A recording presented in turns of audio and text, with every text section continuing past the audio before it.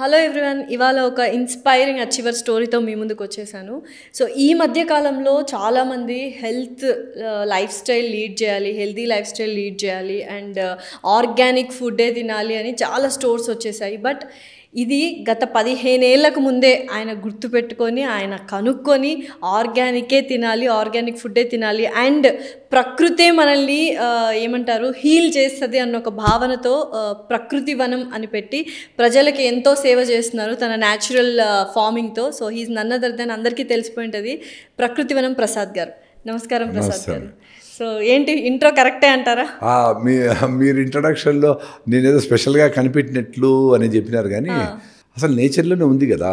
నేచర్కి దగ్గరికి పోయే కొద్దికి నువ్వు ఒక్కడుగు ముందరికే నేను 10 అడుగులు వస్తాను అని చెప్పి కొంతమంది భక్తులకి దేవుడికి అనుసంధానము, అట్లా నేచర్కి దగ్గరికి పోవడం అనేది వెరీ ఈజీ. దూరమైనప్పుడు వచ్చే ప్రాబ్లమ్స్ని ఫేస్ చేసుకునే దాన్ని దగ్గర నడుస్తారు. బట్ ఎంత దూరం చిన్నప్పటి నుంచి ఒకలాగా పెరుగుంటారు. 2009లో మీరు స్టార్ట్ చేశారు ఆర్గానిక్ అని చెప్పారు కదా. సో ఏం జరిగింది 2009లో? యాక్చువల్గా ఇప్పుడు చిన్నప్పటి నుంచి మార్పు కోరుకుందాము అనుకునే వాళ్ళకి ఎన్నో ఆపర్చునిటీస్ వస్తూ ఉంటాయి. అవును. సో ఈ ప్రాసెస్లో చిన్నప్పుడే నేను మటన్ మార్కెట్కి పోయినప్పుడు అవి మాంసం తేవడము, అవి తన్నుకుంటా ఉంటే చూడడం, ఇవన్నిటితో నేను మా అమ్మ వెజిటేరియన్, అందుకని నేను వెజిటేరియన్ అయిపోయినా. సో మార్పుకు అప్పుడే స్టార్ట్ అయింది. అంటే యాక్సెప్టెడ్ మై సెల్ఫ్. ఆ యంగ్ ఏజ్లో 35 years అంటే నాకు 25 years ఉండేటప్పుడు నేను ఎందుకు వెజిటేరియన్గా మారాల్సి వచ్చినా, ఇష్టమై కూడా. అంటే ఆపినా తిన్నా అటు ఎన్నోసార్లు జరిగింది. బెంగళూరు పోయినప్పుడు చికెన్ బిర్యానీ, బెంగళూరులో ఆర్ఆర్ హోటల్లో ఇంకా అది మైండ్లో ఆ స్పైసీ ఫుడ్ అది ఉన్నాయి మైండ్లో రికార్డ్ అయ్యి వాటి నుంచి బయటపడినా కదా 25 years అప్పుడే. సో మార్పుకి రెడీగా ఉండాలి ఎవరైనా. అప్పుడు ఆర్గానిక్ ఫార్మింగ్ చేయొచ్చు, సింపుల్గా బతకొచ్చు, హ్యాపీగా అన్నీ చేయొచ్చు. ఈ ప్రాసెస్లో 2009లో సుభాష్ పాలేకర్ గారితో వి ట్రావెల్. ఆయనతో 7 days ఉండి ఆయన మీటింగ్ విని 7 days కంటిన్యూగా మార్నింగ్ 9 to ఈవినింగ్ 7, 8. సో ఒక దేశీయావుతో 30 acres ఎలా వ్యవసాయం చేసుకోవచ్చు అని ఆయన జీరో బడ్జెట్, అంటే డబ్బులు లేకుండా వ్యవసాయం అనేది ఒకటి చెప్తా ఉంటే బాగా ఆ వర్డింగే ఇన్స్పైరింగ్గా ఉంది కదా. అంటే ఇప్పుడు 2009 అయినా వ్యవసాయము ఎవరు అంటే ఒక రైతు వాళ్ళ పిల్లల్ని కూడా రైతు అవ్వాలి అనుకోవట్లేదు. సాఫ్ట్వేర్ ఇంజనీర్, డాక్టర్స్ అవ్వాలనుకుంటారు. మరి మీరు మళ్ళీ ఫార్మర్ అవ్వాలి అనుకున్న థాట్ వచ్చిందంటే గ్రేటే కదా. అంటే నేను రైతుగానే నేను ఇంజనీరింగ్ చేసిన 81, 85 బెంగళూరులో. తర్వాత వచ్చేసి వ్యవసాయమే, దాని ముందర కూడా వ్యవసాయమే. ముందర సగం రోజులు టమాటాలు మోసింటాము, దానికి ఎత్తపోయింటాము, మందులు కొట్టింటాము, వాళ్ళకి లేబర్కి ఏదన్నా పోయింటాము, అది చేసుకుంటా. ట్యూషన్లకు పోతా, అవసరమైన ఆ పనులు చేస్తా. ఇంజనీరింగ్ కంప్లీట్ చేసినాక మళ్ళీ వచ్చేసి ఇంత భూమి, ఇన్ని ప్రాబ్లమ్స్ ఉన్నాయి. అందరు పెద్ద రైతులు పెద్ద ప్రాబ్లమ్స్ ఉన్నట్టు అన్నీ ఉన్నాయి. సో మా నాయన బాధలన్నీ తీర్చేసి, బాధలేంటి అప్పులు, పెద్ద రైతు పెద్ద అప్పులు ఉంటాయి, అప్పులు లేని రైతు ఏం లేడు. సో తీసి ఎవరికా పారిపోదామా అనుకున్నా. మా అమ్మ ఇప్పుడు నన్ను వద్దురాడైనా ఈ బాధలు నువ్వు వెళ్ళిపో బయట దేశానికి అంటా ఉన్నింది. మా నాన్న మన ఏందిరాడు పోయేసి ఏం పని చేస్తారా, ఇక్కడ ఎన్ని పనులు చేసుకోవచ్చు, అందరికి తిండి పెట్టచ్చు, అందరికీ పనులు ఇవ్వచ్చు అని మా నాయన ఎప్పుడు మమ్మల్ని ఎంకరేజ్ చేసేవాడు దీనికని. సరే ఎట్లయినా ఇప్పుడు ప్రాబ్లం ఉంది, నేను పోయి అక్కడ జాబ్ దొరికి సంపాదించి నేను అప్పు తీరుస్తాను తెలియదు కదా. సో ఎట్లైనా చేసి లెక్కలు చెప్పేవాడు మా నాన్న. ఈ పంట వేస్తే ఇంత కాలీఫ్లవర్, ఇంత బ్రోకలీ, ఇంత సీడ్ ప్రొడక్షన్, పుచ్చకాయలు వేస్తే ఇంత విత్తనాలు వస్తాయి, ఇది అరోమాటిక్ కాయల్స్, దవనం వేస్తే ఇంత ఆయిల్ వస్తుంది, ఏదో లెక్కలు చెప్పేవాడు. ఆయన ఎంటర్ప్రీనర్ కదా, ఆయన చాలా చెప్పేవాడు. చేసేది మేము టీం వర్క్ చేయాలి, చెప్పేది చాలా చెప్పచ్చు, ఐడియాస్ ఉంటాయి. సో నేను లక్కీలీ ఆయనకి కొంచెం సపోర్టింగ్గా ఉన్నా కాబట్టి కెమికల్ ఫార్మింగ్ మొదలుపెట్టి జబ్బులేంటి, మొక్కలకు వచ్చే జబ్బులేంటి అని మైక్రోస్కోప్లో చూడడం మొదలుకొని ఏ జబ్బు వస్తే ఏ మందు కొట్టాలని ఇంటెలిజెంట్గానే చేసుకున్నా. ఆఫ్ లేట్ ఇదంతా తప్పు, కెమికల్ ఫార్మింగ్ అది కొడతా ఉంటే దాని వెనకాలంతా ఇది carcinogenic, LD levels, lethal dosage level అని ఉంటుంది. లీథల్ డోసేజ్ అంటే కెమికల్ ఫర్టిలైజర్స్లో, మనం ఏదైతే పెస్టిసైడ్స్లో వాటి వెనకాల బ్లూగా, గ్రీన్గా, రెడ్గా, ఎల్లోగా ఉంటాయి. రెడ్ అంటే చాలా డేంజర్ అని. దాంట్లో ఎలకలకి ఇంత వేస్తే సస్తుంది అని ఉంటుంది, మనకు ఇంత వేస్తే ప్రాబ్లము, ఇంత వేస్తే సస్తాం. అందుకే ఎలకల దాగి చచ్చినామంటారు కదా, ఈ పెస్టిసైడ్ దాగి చచ్చిపోయినామంటారు కదా. సో వాళ్ళు ఎలకల మీద టెస్ట్ చేసి చెప్తారు ఇంతకంటే ఎక్కువ పాయిజన్ కాకూడదు అని. వీళ్ళు మందులు కొట్టేటప్పుడు రైతులు పాపం ఏమి వేసుకోరు, గాలికి అట్లే పడుతుంది చర్మంలో నుంచి లోపల పోతుంది, గాలి నుంచి ముక్కులోంచి లోపల పోతుంది.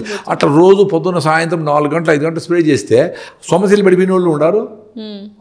తాగనక్కర్లే, అట్లే స్ప్రే చేస్తానే ఎండకు అబ్జార్ప్షన్ ఎక్కువైపోయి స్కిన్ ద్వారా ఇన్హేలింగ్ ద్వారా అయిపోయి చచ్చిపోయిన వాళ్ళు కూడా ఉన్నారు. సో నిజంగానే పెస్టిసైడ్స్ వాడకుండా ఫార్మింగ్ చేయడం ఈజీనా? ఇది ఇంపార్టెంట్ క్వశ్చన్. ఎందుకంటే 2000లో నేను పాలేకర్ మీటింగ్ పోయినాక అన్ని కెమికల్స్ అన్ని తీసి పారేసిన, 2 దేశీ ఆవులు పెట్టుకున్నా, కొంచెం చిన్నగా స్టార్ట్ చేసిన.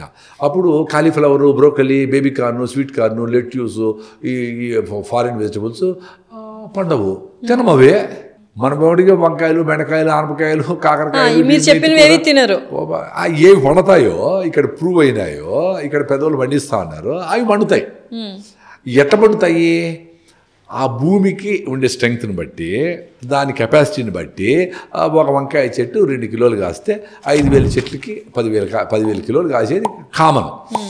40 టన్నులు కాపించే వంకాయల్ని, టమాటాలని 40 టన్స్, 100 టన్స్ అది వేసేసి కెపాసిటీ లేదు సాయిల్కి. సాయిల్లో మైక్రోవేల్ యాక్టివిటీ, సాయిల్ హ్యూమస్ అంటాం, ఆర్గానిక్ కార్బన్. అది ఈ లోపల మేము యుగాండాకు పోయినా, యుగాండాలో వ్యవసాయం కోసమని ఆఫ్రికా పోయినా. సో అక్కడ 3.2 ఉంది, ఇక్కడ 0.3, 0.4. హిమోగ్లోబిన్ 5 ఉండే ఆమె గ్లో ఎట్లా వస్తుంది, వాయిస్ ఎట్లా వస్తుంది? So that is missing in the soil. దాన్ని నేను 5,000 కిలోలు పండుతానమ్మా అని అంటే భూమి ఆ టమాటాలని నువ్వు 40,000 పండించాలి, 40,000 కిలోలు పండాలా, 80,000 కిలోలు పండాలా? కెపాసిటీ ఇక్కడ భూమికి లేదు కదా. సో దానికి ఏం చేస్తారు? యూరియా, డిఏపి, ఇజ్రాయెల్ నుంచి ఇంపోర్ట్ చేసుకోండి, డ్రిప్ ఇరిగేషన్లో ఎక్కిచ్చే కెమికల్స్ అవన్నీ వేసి ఇంత కెమికల్స్ని పెట్టి టమాటా రూపంలో ఇస్తూ ఉంటారు, తింటా ఉండడం, రోగాలందరూ జబ్బులు వస్తాయి. Very simple. దీన్ని ఎవరు లాజికల్గా దీన్ని కౌంటర్ చేస్తారు?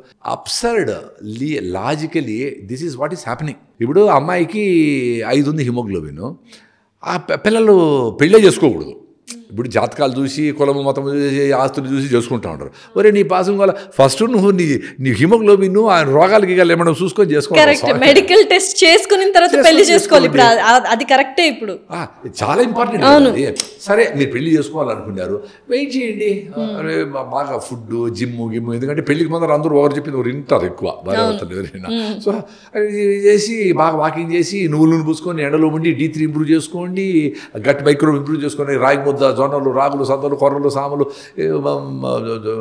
ముఖ్యంగా సజ్జలు, బెల్లం, ఇవన్నీ బాగా తిని హిమోగ్లోబిన్ ఇంప్రూవ్ చేసుకోండి, గట్ మైక్రోబ్ ఇంప్రూవ్ చేసుకోండి, గింబలు తాగండి, అన్నీ చేసుకొని ఓకే అన్నీ చేసుకోండి. లేదు పెళ్ళి అర్జెంట్ అయిపోయి చేసుకోవాలా అంటే పెళ్లికి ముందు కులాలు మతాలు కాకుండా మెడికల్ టెస్టులు, బ్లడ్ టెస్టులు చేయించుకోవాలంటారు. 100% ప్రాబబ్లీ చేసుకుని ఉంటారు. తెలుసు వీళ్ళకే నా హెల్త్ బాగాలేదు, వీక్గా ఉన్నాను, కళ్ళు తిరుగుతా ఉండే, అయినా పౌడర్లు వేసుకొని, క్రీమ్లు వేసుకొని ఏదో రెడీ అయిపోయి పెళ్లి చేసుకుని, నగలు వేసుకునేసి, జ్యువెలరీ వేసుకునేసి పెళ్లి చేసుకునేస్తూ ఉంటారు. It's absurd. సో దానికి నువ్వు పోస్ట్పోన్ చేసి 6 నెలలు ముహూర్తము, 6 నెలల తర్వాత పెట్టుకొని మంచిగా బాగా హెల్త్ కోసమని రోజు పొద్దున్నే లేస్తానే రాగి జావా, బాగా వాకింగ్ పోతాము, 9 గంటలకి మంచిగా రాగి సంగటి, జొన్న రొట్టెలు, సద్ద రొట్టెలు తిందాము. ఒకవేళ అరికెలు కారలు తినకపోతే కూడా మధ్యాహ్నము దేశీ బియ్యంతో చేసిన పప్పుకూర తిందాము, ఆకుకూర తిందాము, 2 ఫ్రూట్స్ తిందాము. సాయంత్రము గుళ్ళో పెడతారు కదా, బఠానీలు, శనగలు, ఉలవలు, అలసందలు, ఏదో ఒకటి ప్రోటీన్ కోసమని. ఇంకా పొద్దున్నే రాగిజావు కాబట్టి సాయంత్రం సద్ద రొట్టెలు అవి తినేసి, సాయంత్రం సన్సెట్ లోపల తినేసి ఒక 6 నెలలు చేసినాం అనుకో, ఇంకా హిమోగ్లోబిన్ ఎక్కాలంటే కరివేపాకు పొడి, ఇంత కరివేపాకు పొడి ఇంత రైస్లో 2 రోజులకు ఒకసారి, మునగాకు పొడి లేదు మునగాకు తాలింపు వేసుకొని, పెరుగు వేసుకొని, ఇంత మునగాకు 100% 1 మంత్లో 2% పెరుగుతుంది హిమోగ్లోబిన్ పెరగాలంటే. 100% పెరుగుతుంది. అందరికీ పెరుగుతుంది. బెల్లం ఐరన్ సూపర్. అందుకని ఆర్గానిక్గా చెరుకు పండించి బెల్లం చేస్తే, నేను చూసిన మా పని ఆమె కూతురికి ఇట్లా కళ్ళు లోపల పోయినాయి. ఆమె బెల్లం చేసే టైంలో అమ్మాయి పోయి తిని 15 డేస్లో బెలూన్కి గాలి కొడితే అట్లయింది, ఫ్రెష్గా ఉంది. అంటే ఐరన్ డెఫిషియన్సీని బెల్లం. అందుకే మనకు తిరణాల్లో పానకం పోసేవాళ్ళు, అంటే ఉత్త బెల్లమే నీళ్ళలో వేసేసి రండ్రా అని అంటే డిహైడ్రేషన్ అవుతారు. పిల్లలు ఆడతారు, ఎగరతారు, తిరణాలు ఏమి పట్టుకోలేరు కదా వాళ్ళని. వాళ్ళకు ఫ్రీగా ఆడ పెట్టేసి పానకం బండి అంటారు. పానకం బండిలో అంత పెద్ద బ్యారల్ పెట్టేసి దాని పానకం పోసి 2 వెళ్ళిపోతా ఉండ్రి. ఎంత అద్భుతమో. ఇప్పుడు ఓఆర్ఎస్లు పెట్టారు, 100 రూపాయలు, 200 పెట్టు. అరే నీ బెల్లం తాగంటారా స్వామి, చాలు, అందరికీ అవైలబిలిటీ ఉండేది. దాన్ని కూడా పొల్యూట్ చేసి చక్కెరతో బెల్లం చేసేమని పెట్టినారు. బట్ ఇప్పుడు డాక్టర్లు ఎందుకు ఐరన్ డెఫిషియన్సీ అనగానే గోళీలు ఇస్తారు? ఇప్పుడు మనం మాట్లాడుకో, మీ ఐరన్ టాబ్లెట్స్ ఇస్తారు. ఇప్పుడు అదే, ఇప్పుడు మీ అమ్మమ్మ, మీ తాత, ఎట్లా లైఫ్ స్టైల్ ఉండింది, వాళ్ళు 90 ఏళ్ళైనా మా అమ్మమ్మ భలే ఉండింది మీకే తెలుస్తాను కదా. ఇప్పటికీ ఉంది మా నాన్నమ్మ మరి ఆరోగ్యంగా. మరి వాళ్ళకి బాగుండే దాంట్లో వాళ్ళ జీవన విధానం ఏది అని ఎప్పుడన్నా ఎవరన్నా చెక్ చేసుకున్నారా? సో డాక్టర్లు చెప్తా ఉంటే డాక్టర్లకి ఈ ఎక్స్పోజర్ లేదు కదా. ఇప్పుడు సిటీలో పుట్టి పెరిగింటే డాక్టర్ ఏంటాడు.